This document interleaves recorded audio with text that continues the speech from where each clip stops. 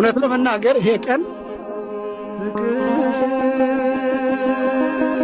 ፍቅር እንደዚህ ነው።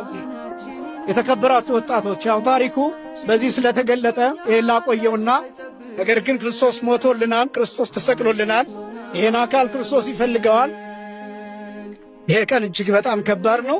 በእንባ ብቻ የሚገለጥ አባቶቻችን በሕይወት የገለጡት ቀን ነው። ከ6 ሰዓት ጀምሮ እስከ 9 ሰዓት ድረስ እነዚህ ነገሮች በአጭሩ የተከናወኑበት ነው። ቅዱስ ጳውሎስ የተሰቀለውን ክርስቶስን እንሰብካለን ብሎ ሲናገርም እነዚህን መከራዎች ነው። ቤተ ክርስቲያን ዕለት ዕለት ይህንን መከራ ትገልጠዋለች። ይሄ መከራ ለሁላችን የተሰጠ ነው፣ በሕይወት የምንገልጠው ነው። ክርስቶስ ለአዳምና ለሔዋን እንደ ካሰ ለማጠየቅ ተራቁቶ ሙሉ ራቁቱን ሆኖ የተመሳቀለው እንጨት ላይ 7ቱ ዕፅዋት ላይ ገላው ያረፈው ልክ 6 ሰዓት ላይ ነው። አዳምና ሔዋን የበለሱን ፍሬ በበሉበት ቅጽበት በዚያ ሰዓት ራቁታቸውን እንደሆነ አወቁ ይላል። ከዚያ መተፋፈር ጀመሩ ይላል። ክርስቶስ 6 ሰዓት ላይ ራቁቱን ሆነ፣ ሙሉ ራቁቱን ወንድነቱም ጭምር እየታየ መስቀል ላይ ተራቆተ።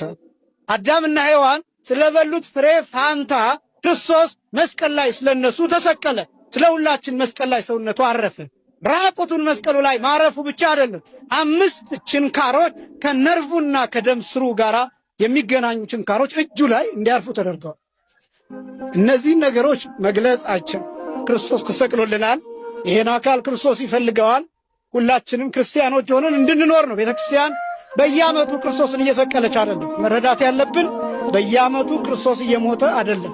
ክርስቶስ በየዓመቱ እየተገረፈም አይደለም። ነገር ግን ቤተ ክርስቲያን ይህን መከራ የምታሳየውና የምትገልጠው ወጣቱ በብዙ ኃጢአት እየዋኘ ነው፣ በብዙ መከራ እየዋኘ ነው፣ በሱስ ውስጥ እየዋኘ ነው። ቤተ ክርስቲያንን በመተው ከእግዚአብሔር በመራቅ በእነዚህ ነገሮች እየዋኘ ነው። ብዙ ኃጢአት እየሰራ ነው፣ ብዙ በደል እየተሰራ ነው፣ ብዙ ሞት እየተስተናገደ ነው።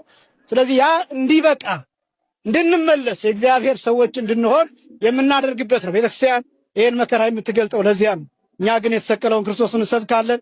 በግብረ ሕማማቱ ይሰበካል፣ በዜማው ይሰበካል። የአባቶቻችን አለባበስ ክርስቶስን ይሰብካል። እነዚህ የተሰቀሉት ነገሮች የምትመለከቷቸው ክርስቶስን ይሰብካል። ወንጌሉ ክርስቶስን ይሰብካል። ጽዋው፣ ጻሕሉ፣ ነዋያተ ቅዱሳቱ ክርስቶስን ይሰብካሉ። ይቀጥላል። ክርስቶስ የሚሰበከው በዚህ ቤተክርስቲያን